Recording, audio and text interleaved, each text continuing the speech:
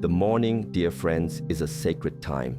It is a gentle unfolding, a transition from the world of stillness and dreams to the world of action and engagement. How we treat our bodies in these first moments sets the tone for the entire day, influencing our energy, our clarity, and our inner peace. Water, the simplest of elements, is profound in its ability to cleanse and renew. Yet, if approached without awareness, particularly as our bodies mature and carry more wisdom, it can inadvertently create disturbances. One of the most common, yet often overlooked imbalances is what we might call the cold shock to the system. Imagine your inner landscape, your digestive fire, your ki, your vital energy, as a gentle, warming flame that has been resting through the night. Upon waking, this flame is still tender, slowly rekindling. To douse it suddenly with a torrent of ice-cold water is like throwing icy water onto a nascent fire.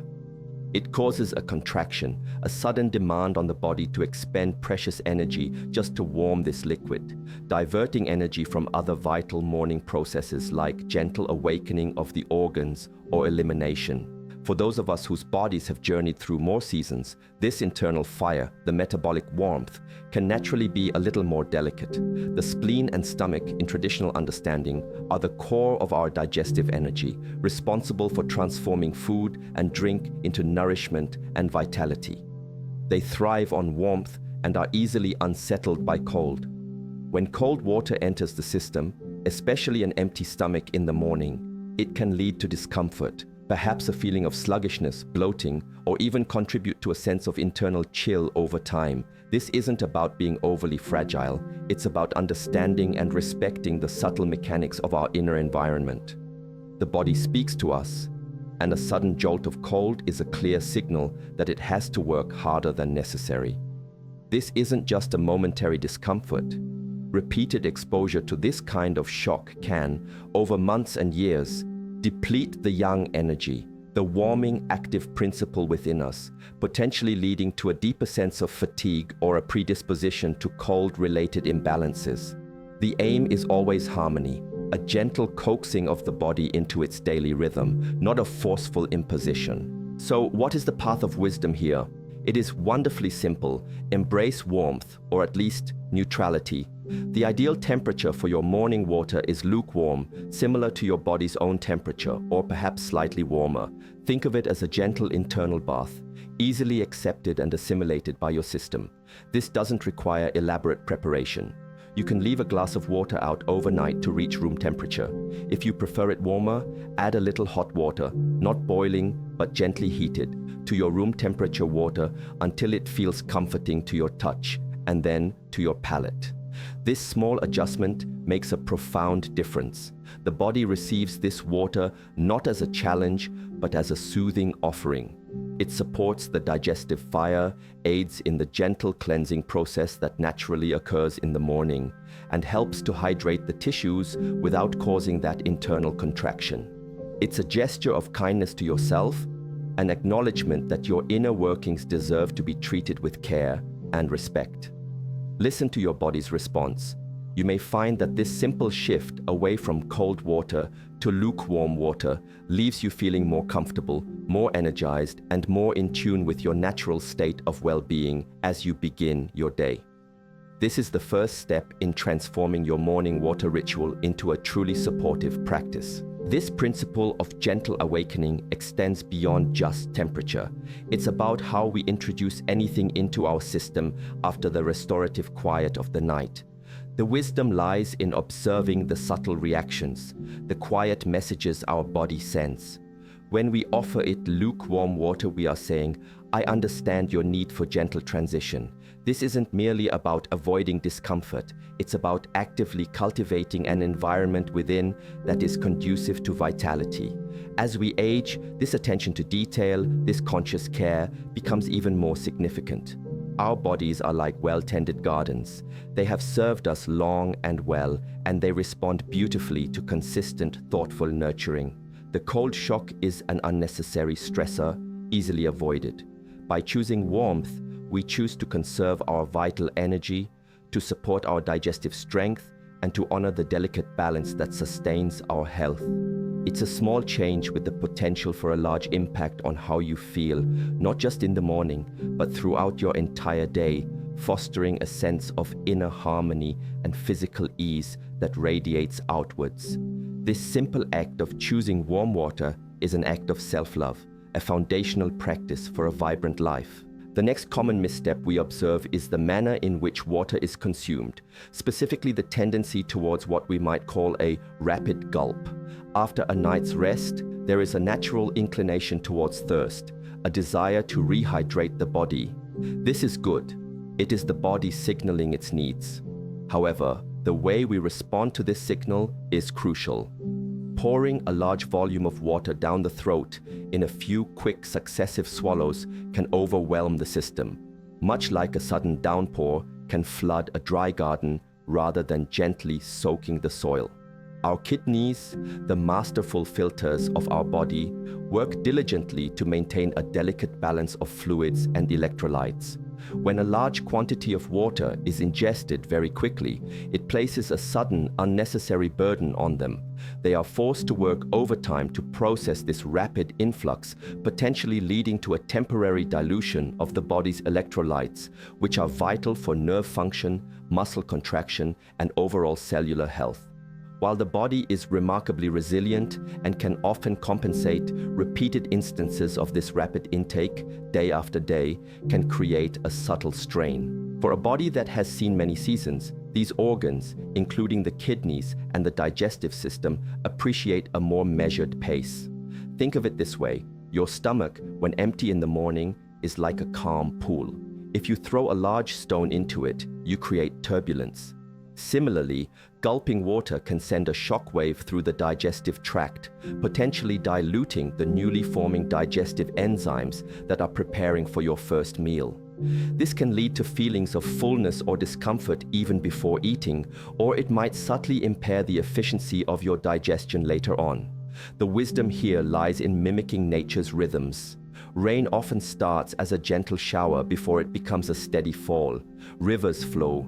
They don't typically surge in violent, erratic bursts without cause. Our internal environment also thrives on this kind of gentle, consistent replenishment. The act of drinking water should be a conscious, deliberate process, not a rushed, mechanical one. This is especially true in the quietude of the morning, when our systems are gradually awakening and are more sensitive to how they are treated. The solution then is to sip slowly and mindfully. Take a moderate mouthful of water, hold it briefly in your mouth, perhaps even allowing it to mix with your saliva, which itself contains beneficial enzymes, before swallowing gently. Pause, breathe, then take another sip. This approach allows the water to be absorbed more gradually and effectively by your body.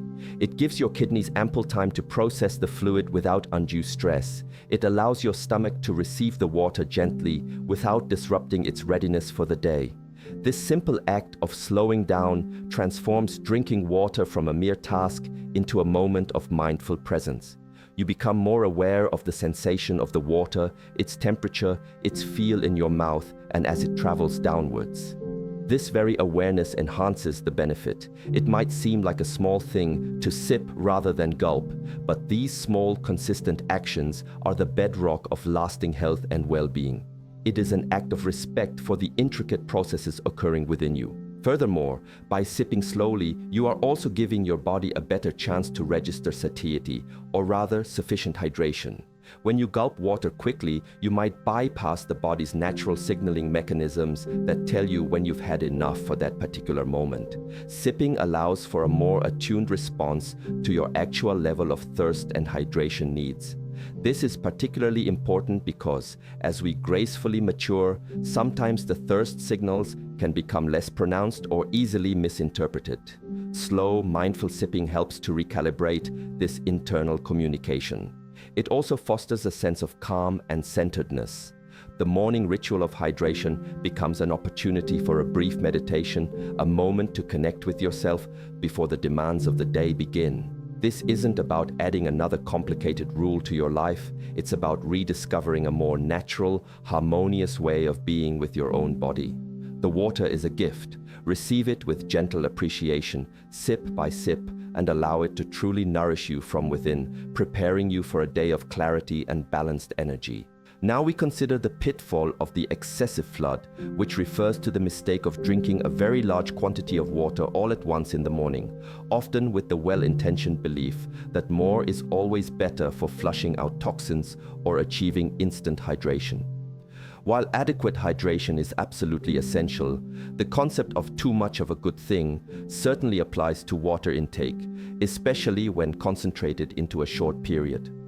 Our bodies are marvels of balance, constantly working to maintain homeostasis, a stable internal environment. Consuming an excessive volume of water in one go, say a liter or more within minutes of waking, can disrupt this delicate equilibrium.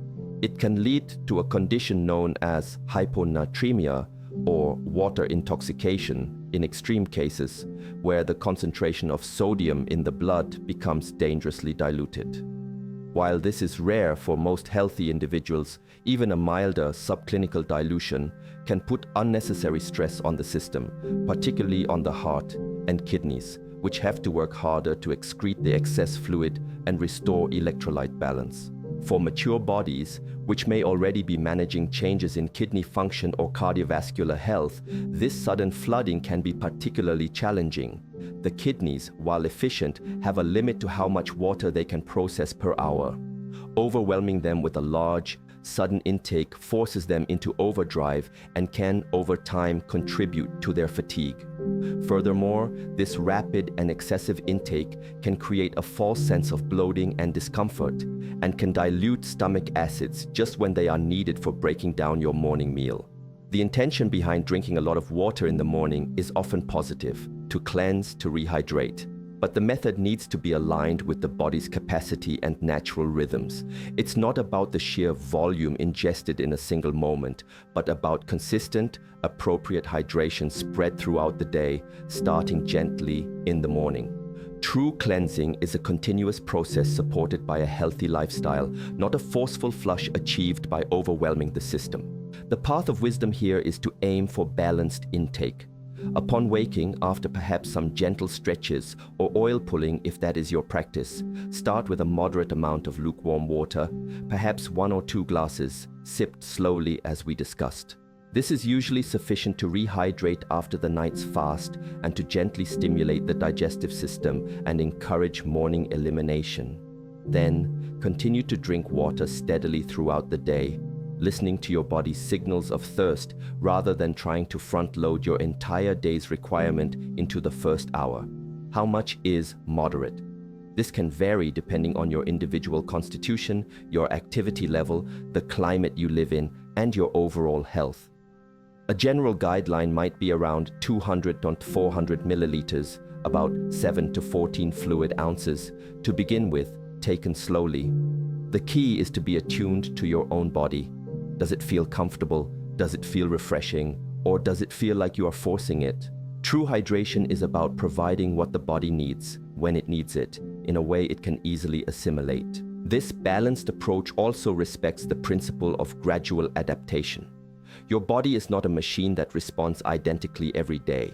Some days you may naturally feel thirstier than others. By starting with a moderate amount and then continuing to sip throughout the morning and the rest of the day, you allow your body to absorb and utilize the water most effectively. This prevents the scenario where you drink a large amount only to find yourself needing to urinate frequently shortly thereafter, a sign that the body couldn't absorb it all efficiently at once. Remember, the goal of morning hydration is to gently reawaken, replenish, and prepare. It is not a race or a contest of volume. It is a mindful practice of providing sustained, gentle support to your cells, tissues, and organs. Trust in the wisdom of moderation. By avoiding the excessive flood and embracing a balanced, steady intake, you work in harmony with your body's sophisticated systems, fostering long-term vitality and well-being without placing undue strain on its delicate mechanisms.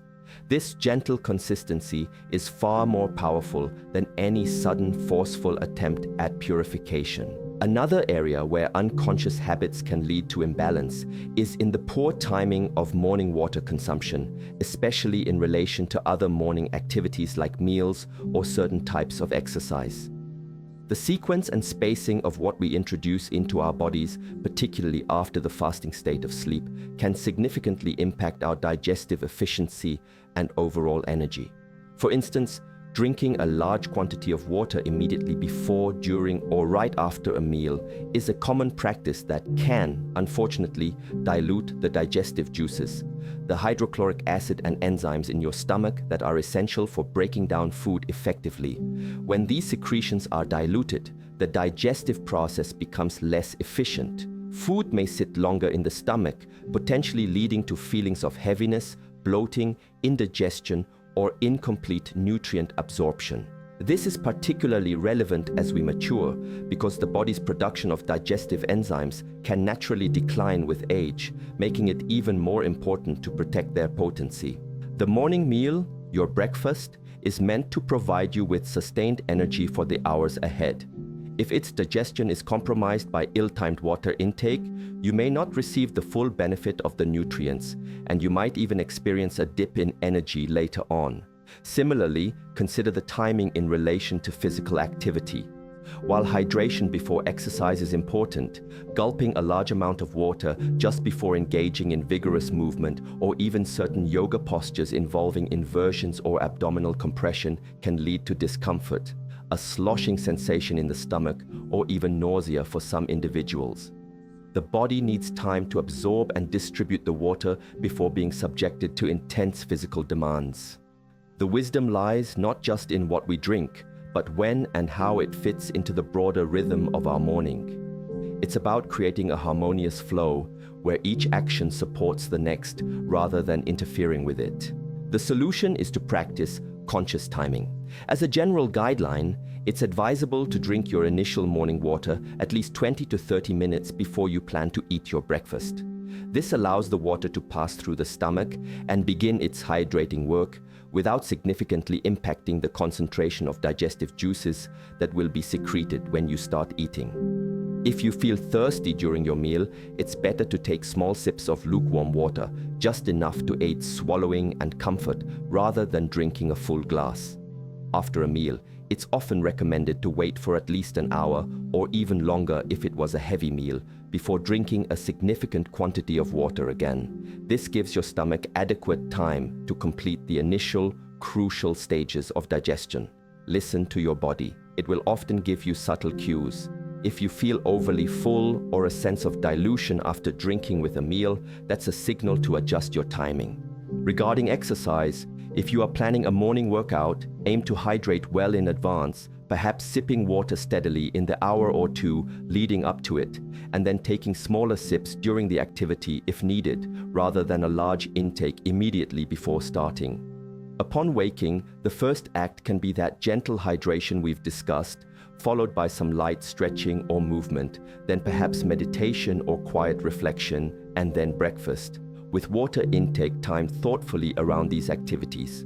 There isn't a rigid, one-size-fits-all schedule, but the principle is to create space and awareness around your water consumption. Treat it as an integral part of your morning flow, not an afterthought. By being conscious of the timing, you support your digestive strength, enhance your comfort during physical activity, and allow the water to perform its vital functions without inadvertently hindering other important bodily processes. This mindful sequencing is another layer of self-care that contributes to a feeling of ease and optimized function throughout your day.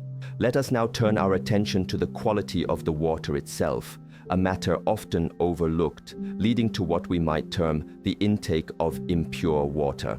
While our bodies are equipped with remarkable detoxification systems, consistently introducing water that carries a burden of impurities can, over time, add an unnecessary load to these systems, potentially impacting our vitality. In many places, tap water, while treated to be safe from acute pathogens, may still contain traces of chlorine, fluoride, heavy metals, pesticides, or pharmaceutical residues. For a body that is maturing and perhaps already working diligently to maintain its balance amidst other environmental or internal stressors, the cumulative effect of these subtle contaminants can become significant. Chlorine, for example, used to disinfect water, can also have a mild antimicrobial effect on our beneficial gut flora, the delicate ecosystem within our intestines that plays a crucial role in digestion, immunity, and even mood regulation. Disrupting this internal garden is not conducive to optimal health.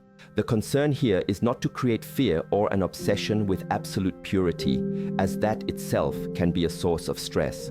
Rather, it is to cultivate an awareness and to make informed, simple choices where possible. The term impure doesn't necessarily mean the water is overtly dirty or dangerous in a single glass. It refers to the presence of elements that are not H2O and do not contribute positively to our physiology, and may even subtly detract from it over the long term. As we age, our cells and organs have accumulated a lifetime of experiences and exposures. Providing them with the cleanest, most life-affirming water we can access is an act of profound support for their continued healthy functioning. It's about reducing the overall toxic load, allowing the body's innate healing and regenerative capacities to express themselves more fully. This isn't about seeking some mythical elixir, but simply about minimizing the avoidable burdens we place on our internal environment. The solution is to strive for a pure source, making sensible choices based on your circumstances. This doesn't automatically mean expensive bottled water, which comes with its own environmental concerns and potential for plastic leaching. Often, simple and effective filtration methods can make a significant difference.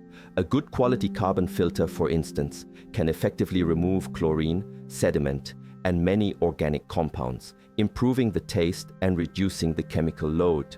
There are various types of filters available, from simple pitchers to more comprehensive under-sink systems. Researching what is prevalent in your local water supply can help you choose an appropriate method. If filtration isn't readily available, even allowing tap water to sit in an open container for several hours can allow some volatile compounds like chlorine to dissipate. Some traditions also speak of storing water in certain types of vessels, like copper or clay, which are believed to impart beneficial qualities, though this should be approached with understanding and moderation. The key is to do what is reasonable and accessible for you, with the intention of providing your body with water that is as close to its natural, unburdened state as possible. Think of water not just as a hydrator, but as a carrier of information and energy. Water that is cleaner and more vibrant can better support the intricate communication networks within your body. This conscious choice about the quality of your water is another layer of mindful living. It reflects a deeper respect for the vessel that carries you through life. When you choose to drink water that is cleaner, you are lightening the load on your liver, your kidneys, and your entire detoxification system, freeing up more energy for renewal and vitality. It's a quiet act of purification that, compounded over time, can contribute significantly to maintaining clarity, energy, and overall resilience, especially as we embrace the wisdom and grace of our later years. Consider this aspect of your morning ritual. It is a fundamental pillar of self-care. We arrive now at a subtle yet profoundly impactful mistake: the mindless act of drinking water. It is entirely possible to follow all the guidelines regarding temperature, speed, quantity, timing, and even purity, yet still miss out on a deeper level of benefit if the act itself is performed mechanically without presence or intention. In our busy lives, it's easy for even essential acts of self-care to become items on a to-do list, rushed through while our minds are already racing ahead to the next task or distracted by thoughts, worries, or screens. When we drink water mindlessly, we are merely hydrating the physical body, but we are missing an opportunity to nourish our entire being, mind, body, and spirit. Water is more than just a physical substance. It is a life-giving element, a symbol of flow, clarity, and purification across many cultures and traditions. To engage with it mindlessly is to overlook its sacred nature and its potential to be a moment of genuine connection and grounding. This lack of presence can be particularly pertinent in the morning, a time that holds so much potential for setting a positive and centered tone for the day. If we begin our day with rushed, unconscious actions, even those meant to be beneficial like drinking water, we reinforce a pattern of mental chatter and disconnection. The body receives the water, yes, but the mind remains agitated and the spirit remains untouched. For older women who often carry a wealth of experience and an innate capacity for deep reflection, cultivating mindfulness in simple daily acts can be a powerful way to enhance well-being and to tap into inner wisdom. The morning water ritual, when approached with presence, can become a gateway to this deeper connection, a moment of peace before the world outside makes its demands. It's about transforming a mundane necessity into a meaningful practice. The antidote to this is to embrace mindful hydration. This means bringing your full attention to the act of drinking water. Before you even take the first sip, take a moment to pause. Look at the water in your glass. Acknowledge it as a precious gift from nature, essential for your life. Feel the temperature of the glass in your hands. As you bring the water to your lips, be aware of the intention: to nourish, to cleanse, to hydrate your body with care. As you sip slowly, notice the sensation of the water in your mouth, its taste or lack thereof, if it is pure. Its temperature, the feeling of it trickling down your throat and into your body. Imagine it spreading throughout your system, reaching every cell, bringing refreshment and vitality. Take a conscious breath. This entire process might only take a minute or two, but the quality of your attention transforms the experience. This practice of mindful hydration does more than just ensure you are drinking water correctly. It cultivates a state of presence that can ripple out into the rest of your day. It's a simple form of meditation, an anchor to the present moment. By consciously engaging with this fundamental act of self-care, you are affirming your connection to your body and its needs. You are starting your day with an act of gentle awareness and self-respect. This can be especially powerful as we navigate the changes that come with age, fostering a sense of agency and loving kindness towards ourselves. You might even offer a silent word of gratitude for the water, for your body, for the new day. This isn't about adding another complex ritual, but about infusing an existing one with intention and presence. When your morning water becomes a mindful moment, it ceases to be just a habit and evolves into a practice that nurtures not only your physical health, but also your inner peace and clarity. A common oversight, particularly as we try to follow health advice diligently, is the tendency towards ignoring body signals, relying instead on rigid external rules or schedules for hydration. While guidelines can be helpful starting points, our bodies are dynamic, ever-changing ecosystems, and their needs can fluctuate daily based on activity levels, diet, weather, stress, and individual constitution. To blindly follow a rule, for example, drink X amount of water by Y time, without concurrently listening to your body's own subtle cues, can lead to either underhydration or paradoxically drinking when your body isn't truly asking for it, potentially overriding its innate wisdom. This is especially relevant for older women, as thirst perception can sometimes change with age, becoming less acute, or conversely, other sensations might be misinterpreted as thirst. The practice of deep listening becomes paramount. When we impose an external schedule without internal attunement, we risk creating a disconnect from our own intuitive intelligence. The body communicates its needs constantly, through sensations of thirst, dryness in the mouth or skin, the color of urine, levels of energy, or even subtle shifts in mood. Ignoring these signals in favor of a predetermined plan can mean we miss opportunities to hydrate when genuinely needed, or we force fluid when the body is not ready to receive it efficiently. For instance, sometimes a feeling of slight fatigue or a mild headache might be an early sign of dehydration, which could be easily remedied with a mindful glass of water if we are attuned to listen. Conversely, drinking large amounts purely out of habit, without genuine thirst, can, as discussed earlier, place unnecessary load on the system. The goal is to cultivate a responsive relationship with our bodies, not a dictatorial one. The solution lies in learning to listen deeply to the unique language of your own body.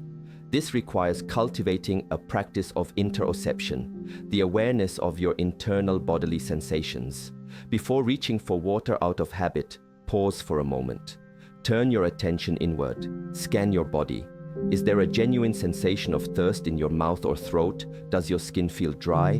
What is the color of your urine? Pale yellow is generally a good indicator of adequate hydration. Dark yellow often suggests a need for more fluids. Are you feeling clear-headed and energized, or a little sluggish? These are all pieces of information your body is offering you. Learning to interpret these signals accurately takes practice and patience. It's about moving from a purely cognitive approach to hydration, I should drink now, to a more embodied, intuitive one.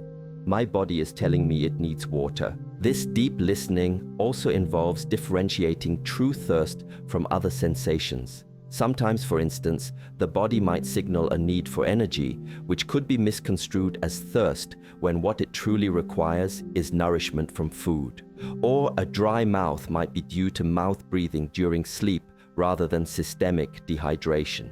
By paying closer attention, we become more discerning.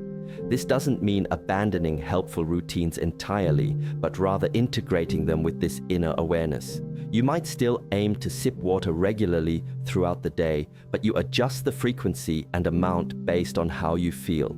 This practice of listening deeply is empowering. It reaffirms that you are the ultimate expert on your own body. As we mature, this ability to connect with and respond to our inner wisdom becomes an invaluable tool for maintaining health, balance, and a profound sense of well-being, transforming hydration from a chore into a responsive dialogue with life itself. Finally, we address the subtle mistake of approaching morning hydration when the system unprepared, that is, introducing water, even lukewarm water sipped slowly, into a body that is still in a state of deep slumber or stiffness from the night. Just as a garden needs its soil gently loosened before it can effectively absorb water, our internal systems benefit from a gentle awakening before receiving their first hydration of the day. Directly after waking, the body is still transitioning. Circulation might be slower, the digestive organs still dormant, and the muscles and joints perhaps a little stiff. Pouring water into this unprepared state, while not as jarring as a cold shock, may still not allow for optimal absorption and utilization. The water might pass through too quickly or not be as readily welcomed by cells that are not yet fully online. It's a missed opportunity to synergize hydration with the body's natural waking process. Imagine your body as a delicate instrument that has been resting. You wouldn't immediately start playing complex music on it without first gently tuning it and warming it up. Similarly, our physiological processes appreciate a gentle preamble before the main activities of the day, including that first crucial intake of water. This is particularly true as we age, when the body's rhythms might take a little longer to transition from rest to activity. Giving your system a few moments to stir, to awaken its channels, can significantly enhance the benefits of your morning water. It's about preparing the vessel to receive, ensuring that the life-giving water can truly permeate and invigorate, rather than just passing through a still sluggish system. This preparation doesn't need to be elaborate, but it does need to be conscious. The solution is to practice a gentle wake-up sequence before you take your first sips of water. This could be as simple as spending a few minutes, even while still in bed, doing some gentle stretches. Wiggle your fingers and toes, gently rotate your ankles and wrists, stretch your arms overhead, and perhaps bring your knees to your chest one at a time. A few slow, deep breaths can also help to oxygenate the system and signal that the day is beginning. Some traditions recommend gently massaging the abdomen in a circular motion to awaken the digestive organs. Others practice dry brushing the skin to stimulate circulation and lymphatic flow before any intake. Even the simple act of sitting up slowly, allowing your body to adjust to an upright posture for a minute or two before you stand, can be part of this gentle awakening. Once you feel a little more movement and aliveness within, your system is much more receptive. When you then drink your lukewarm water, Sipped mindfully, it enters a body that is more prepared to welcome it. The circulation is already beginning to improve, ready to transport the water to where it's needed. The digestive system is stirring, more capable of assimilating the fluid. This synergy between gentle movement and mindful hydration creates a more holistic and effective start to your day.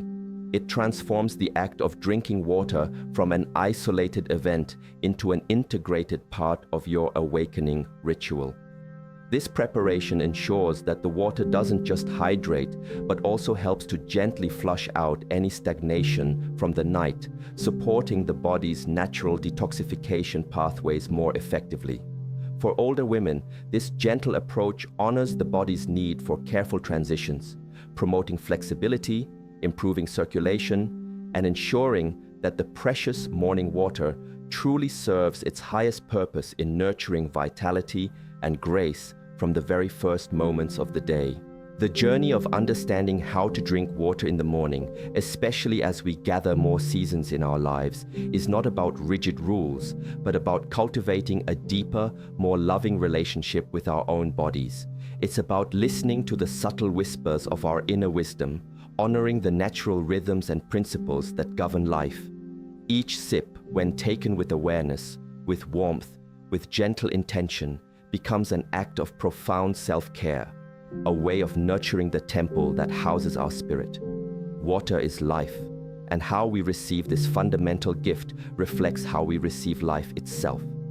May your morning cup be a source of true vitality, clarity, and peace, awakening not just your body, but your connection to the deep well of well-being that resides within you. This was so insightful. I never realized how much thought could go into something as simple as drinking water, especially the point about mindful hydration. It's a beautiful reminder that even the smallest daily acts can be transformed into moments of self-care and connection. Thank you for sharing this wisdom. I'm going to try sipping warm water mindfully tomorrow morning.